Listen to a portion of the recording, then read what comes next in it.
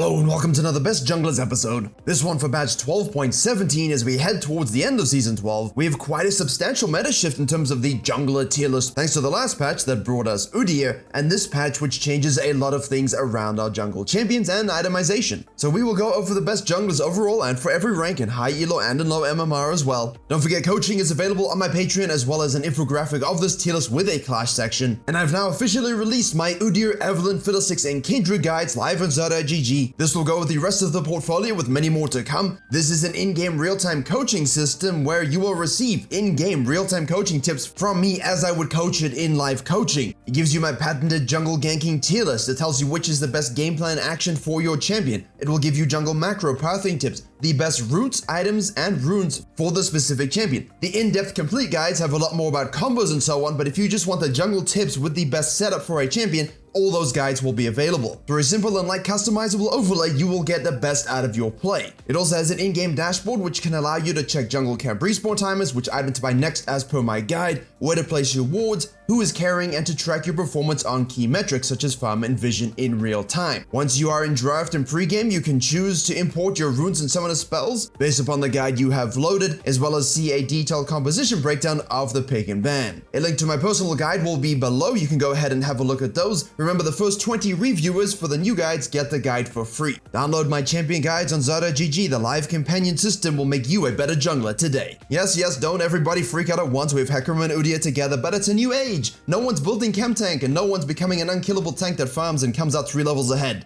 I really wanted to put Udyr here, but honestly, the Hecarim changes, even though his win rate isn't quite where I think it will be or should be, the changes with his ban rate and pick rate are absolutely astronomical. No longer will the tank build reign supreme over us. Now you actually have to build AD to do damage, which coincidentally allows you to also heal more. Oh, and they put resistances, that's right, they put resistances on the W. They gave it some cooldown scaling so you benefit from leveling it up now. And of course resistance scaling as well. And yeah, the E and the R had a little bit of nerfs to them, specifically in the AD ratio and of course the CC and the fear durations. But that just now means you can build your Divine Sundra into your DD, Morph Mortiers, Muramana, and you will become an excellent and disgusting disruptor. You will feel like a fighter now, not like a tank that does damage, and that's an important distinction. In fact, on the gameplay channel last night, I released a video of him running Eclipse. One of the best Hecarim plays on EU West ran Eclipse. Now, do we recommend that? No, not necessarily, but the Omni Vamp is pretty good. The extra penetration passive is extremely good. Serrated Dirk spikes are beautiful, and now you're one-shotting squishies against squishy low CC comps. But typically, you can go your Divine Sundras, you can enjoy yourself some of that healing and sustain damage over time. But with the new AD ratios, an added stack on that Q, which has of course a much more forgiving cooldown timer of 1 second per stack, yeah, you can do burst damage now, but if you don't use that W correctly, yeah, you're gonna blow up. Next up, I'm gonna put on Udyr because Udyr has to be here. And his ban rate is still around 40%. People still don't want to face his champion. They still find it a little bit annoying and obnoxious with his tankiness and damage combination. I released a video on him last week about how to optimize playing with his particular archetype as well as him personally. And yeah, I've put him as medium difficulty here because of the Awaken passive. Knowing which one to swap to in a micro moment, in a micro instant, maximizing whatever build path and ability max you're going, people are still coming to grips with this, and it's not something as fluid as it will be in a few patches time. But overall, I think the champion is very strong. A lot of people are still struggling with it because they haven't adapted to the new kit. They haven't adapted to the new passive, and they're not using optimized builds. There's actually data on rushing Nash's Tooth. I mean, just stop it. Stop it, guys. Don't do it. So a lot of his win rate corruption is because of suboptimal build paths, and once that streamlines, you're gonna see a nice little spike. But even so, on the current patch, as people go more for your default Conqueror Sunfire Demonics build, as well as other variations like you would have seen from the legendary Aribo in the video on Saturday, his power curve will keep on getting better. Next up, we have Kayn, and whether you like blue or red, or apparently if, depending on the skin you play, red or blue, this champion is absolutely loving Season 12. Such a great versatile pick for all of the changes we've had come through. You know, when there's too much damage and you need to be an assassin, we have the Shadow Assassin. When they do durability updates to make dragons a lot stronger, Ross says thank you so much. And now you're seeing strong things in the meta like Hecarim's, Udyr's, Master Yi's, Balveth's, and that just means that going red form is just so absolutely insanely strong. In addition, if you're playing a lower elo game or a mid elo game and you need to be the assassin to carry games with hypermobility, that is still absolutely beautiful. Yeah, they nerfed the first strike stuff, but Dark Harvest has always been and always will be a great choice for all assassins like Blue Kayn and Echoes and so on. Next up, we have Master Yeetus because he refuses to be Deletus. I think everyone was really happy with him just being a low elo champion. I don't think he needed to be a high elo viable champion. Like Nidalee doesn't need to be a low elo viable champion. Just there needs to be these limits. And again, is he defeatable? Yes, of course. Can you beat him? Yes. But the champion is so damn obnoxious when he gets ahead, and he does so much true damage and has so much mobility around your CC. It's just so frustrating and anti-fun to face and deal with, because you know you're on a clock. Eventually the dude's gonna get his item spikes, and eventually if you do not play correctly, he will run you over. There's a reason he is the easiest champion in the game to get pentakills, and that should tell you something. I mean, you might think it's Katarina, but no, it's Master Yi. They've actually gone and made him a viable champion. Can you imagine? And that's absolutely fantastic for those who enjoy the playstyle. And no, it's not something that's unfun, but if you're in low elo, I do recommend banning it if you just want peace of mind, because you know your team are not gonna group, you know your team are not gonna listen to your pings, he's gonna get accidentally fed, and you're not gonna have the jungle knowledge and ability to really shut it down. For example, a Smurfing Talon will have no issue getting 3-level leads on a Master Yi. I saw it happen just yesterday. But if you don't feel your champion can personally handle that, and you don't really fear the hack room because maybe you feel you're pretty good into it, then of course this is a viable ban for you, because the champion is strong. And most of us are really frustrated about those funnel days, you know what I mean? Next up we have Bel'Veth, basically the newer version of Master Yi. Yeah, she is extremely potent in your solo queue environment beneath Master Plus. She definitely struggles in the high elo because of the condition of her true form and how easy it is to deny when everyone's on the same page. And unless you are, you know, the rank 1 Bel'Veth, who is in my Discord and has been helping people become a more aggressive version of her so you can get that snowball going without worrying about the famine phase, then it's going to be a champion that's going to require you to adapt quite drastically your playstyle to make sure she's getting fed and staying ahead. You want to use those fishies, you want to use a true form, but again, there's not a lot of respect when you're ahead because it's so easy to destroy fights and take over fights. It's just about getting to that point. Legendary Fiddlesticks remains on the S tier page. Despite having that brief weak phase, he has been atop it once more since Riot refixed and rebuffed him. You know, they removed and gutted Predator, which stopped the ganking Fiddlesticks that we had, and then we've been abusing the First Strike, and despite the nerfs, we're still abusing First Strike. Such a great rune set for Fiddlesticks, except he doesn't have to worry about being super active and getting true form. He just has to sequence his jungle, counter jungle where he can, play around his ultimate, use Futures Market and First Strike to get rich and get cheap itemization. And even though the Zhonya's nerf does affect us in terms of combined cost, because we have the investment of the bank from Boris, he doesn't consider himself a victim of the price rise, and he just enjoys a bonus 15 AP and bonus haste that this item now gives. Likewise, Diana is still here, she's still very, very strong. The Rocket Belt, sort of Zhonya's, the Rocket Belt Nash's Tooth builds, these are significantly more viable than we've been seeing for the rest of the year, where it was just basically a Sunfire stat check meta.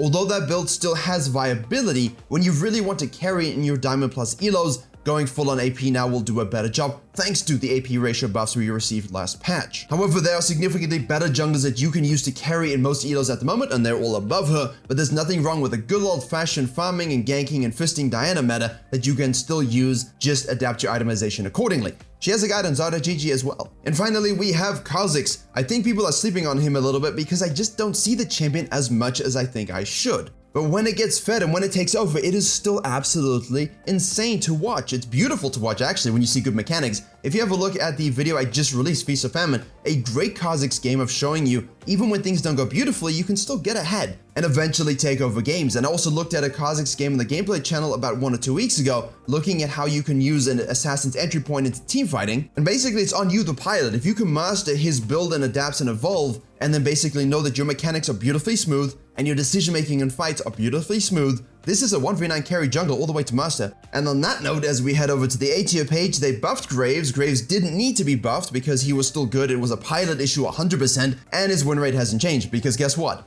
It's still a pilot issue. If you're good at jungle, if you're good at Graves, if you know his damage output and how to be oppressive in terms of your jungle flow all over the map, literally nothing is stopping you climbing. Nothing. It's all on you to execute the Graves properly. And that phrase works both ways for those who are against him as well. Following this, we have the beautiful Queen Rek'Sai. Always here, always doing a great job. You know, when Elise comes and goes as she does, even in the current meta where she's not that great, Rek'Sai stays because Rek'Sai can 3-camp Rek'Sai Quadrant. Rek'Sai can 4-clear. Rek'Sai can 5-camp. Rek'Sai can do whatever clear she has to do in the matchup to make sure she has tempo control. She is a tempo queen, and if you use her tempo queen advantage to control the map early, you will always have the win conditions in your control. It's a lot of responsibility, but as Uncle Ben said, with great power comes a kindred look at that. Another Feast of Famine jungler, again, video just covered on my gameplay channel. absolutely sublime in the current meta. Really not an actual meta pick if you think about it in terms of play rate. You wouldn't necessarily go, who defines a meta? Kindred. No, but they seemingly have just this beautiful spot in it where you have the power to take over literally every game. But again, focus on your 4 camp, focus on executing that predatorial, feast of famine playstyle. But as I covered in the gameplay, when things don't go well for you, you still have fallback, you still have failsafe mechanisms,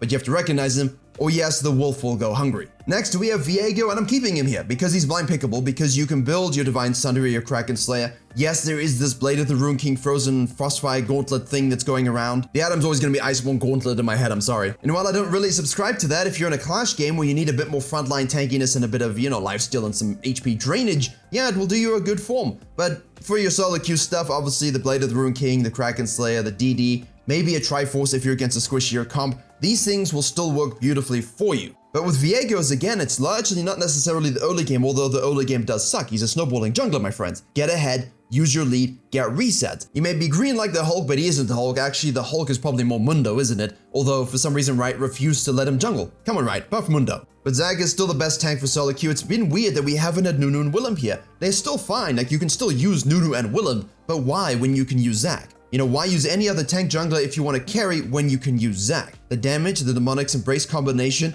the CC disruption, the healing, the passive, all of it makes it so that you have basically everything you need in the jungle as a tank to carry. And carrying from the jungle as a tank is sometimes a bit more of a chore, and he just makes it so damn easy. Relatively. Still not going to be better than a carry jungler. You're still going to have win conditions and teammates to peel and engage, but for tanks, it's easy. And what's not easy is Nidalee. Now, this queen is definitely showing up again. Really powerful pick in high elo. As the meta tempo has increased a little bit, we're focusing a bit more on not getting to soul con and instead focusing on denying the enemy jungler, closing out early. If dragons take so damn long to take, why even bother taking them when we can just end the game with a couple heralds and maybe we'll snack 1 or 2 dragons for some free stats. But remember, she is the most difficult jungler in the game alongside potentially a Rengar, something you don't want to use unless you're going to dedicate yourself to it. I only recommend your diamond plays begin to pick it up here. Do not play it beforehand. You are not going to be able to execute it very well. And basically the raw truth is, if you're good at Nidalee and you're in platinum and gold, you wouldn't be platinum and gold, or at least you're on your way out, if that makes sense. And again, a great example of this in the Feast of Famine video I just released on Wednesday. Echo has that more hybrid style focus of, look, you can't actually full clear really, you gotta look to have action and you want to snowball, but then I do have scaling, split pushing, and safety within my entire kit. And much like the Fiddlesticks, where I didn't really mention it with Nidalee, that Zhonya's buff and AP and haste is absolutely beautiful. It's even better on things like Nidalee and Echo because you benefit directly from the AP, you benefit directly from the haste. The combined cost doesn't really bother you too much because you can go Futures Market, you're typically getting fed anyway,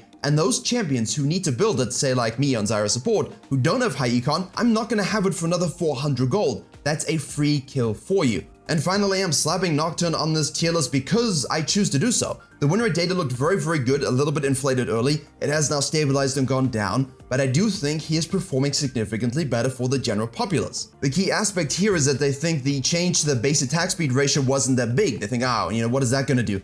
My friends, that was a 7.93 increase. That's not unsubstantial. That's actually decently meaningful and will really help for everything you do. Every bit of AD you build, every bit of dueling and clearing you do, that helps. In addition, on the actual passive, Umbra Blades, not Umbral Glaives, a 1 second increase, we'll take that as well. It just allows us to duel a little bit better, to farm a little bit quicker, to get ahead a bit more so we're not just a flying pigeon splattering against their windscreen.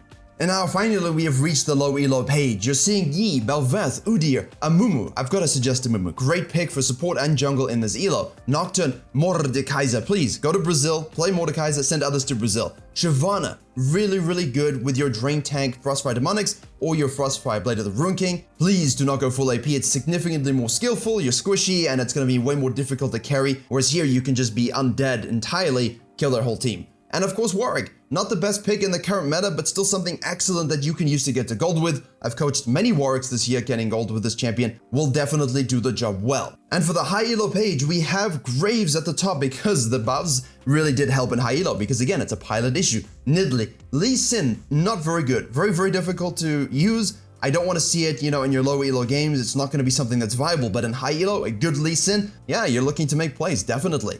And the biggest mention here is, as you see the rest of them from the general list, is Karthus. Karthus again will enjoy that 400 combined cost increase to the Zhonyas. that's another ult rotation before low econ and champions who are behind get their Zhonya's, which means a free kill or a lot of free damage and free stacks on your harvest if you're running that instead of first strike. And obviously if you feel the need to build Zhonya's on Karthus, you don't really have to. It's kind of better just to go full AP actually. You're still gonna get direct benefit from those increased stats, and typically he's a rich jungler, and if you're on first strike as well, then the combined cost really isn't of concern to you as much. Again, in high elo, so many other viable picks that you can actually use, way more so than you would typically imagine. A couple other strong ones would have showed up on your screen now, but there you have it, a full and comprehensive list of the new meta breakdown from the last 2 patches as we head into the Worlds patch. If you want to understand Feast or Famine jungling, please click the video in the box on the top right. And if you want to know truly how to carry in every single meta as an omnivore jungler like your Udyr's and Hekrims, please click the video in the box in the bottom left.